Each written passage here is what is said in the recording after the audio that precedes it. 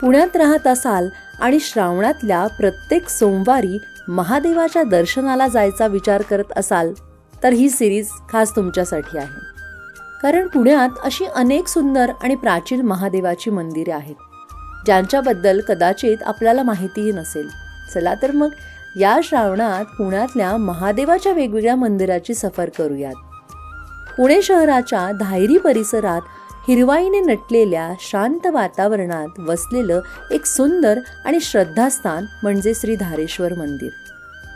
धायरी गावाच्या परिसरात बेनकर वस्तीच्या रोडलगतच असलेलं हे मंदिर सुमारे 4.5 एकराच्या विस्तीर्ण परिसरात वसलेलं आहे.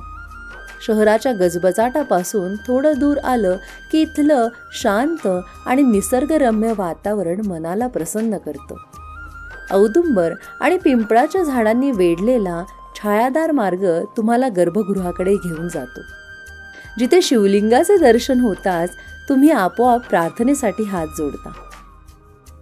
धारेश्वर मंदिराचं सर्वात मोठं वैशिष्ट्य म्हणजे इथलं स्वयंभू शिवलिंग.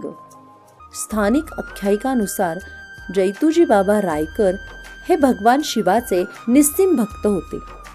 ते नियमितपणे शिखर शिंगणापूरला महादेवाच्या दर्शनाला जात असत. एका प्रसंगी भगवान शिवांनी साधूच्या रूपात त्यांना दर्शन दिलं आणि त्यांच्यासोबत गावापर्यंत आले.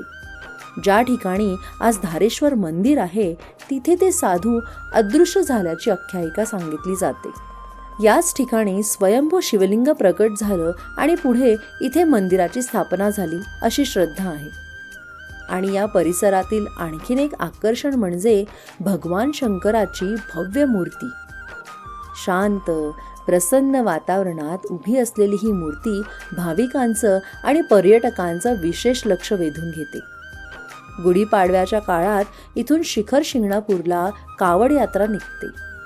मंदिराच्या परिसरात जैतूची बाबांची समाधी, 7 शिवलिंग, दत्त मंदिर आणि इतर धार्मिक स्थळे देखील आपल्याला पाहायला मिळतात.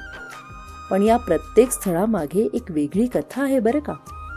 नेमकी काय आहे जैतूजी बाबांची ही कथा, या 7 शिवलिंगांचं रहस्य काय आहे आणि धारेश्वर मंदिराशी यांचा नेमका काय संबंध आहे, या सगळ्याची सविस्तर आणि रंजक माहिती जाणून घेण्यासाठी पुढच्या भागाला नक्की भेट द्या. कारण धारेश्वराची ही कथा इथेच संपत नाही. पुढील भागासाठी आमच्या चॅनलला फॉलो करा. हर हर महादेव.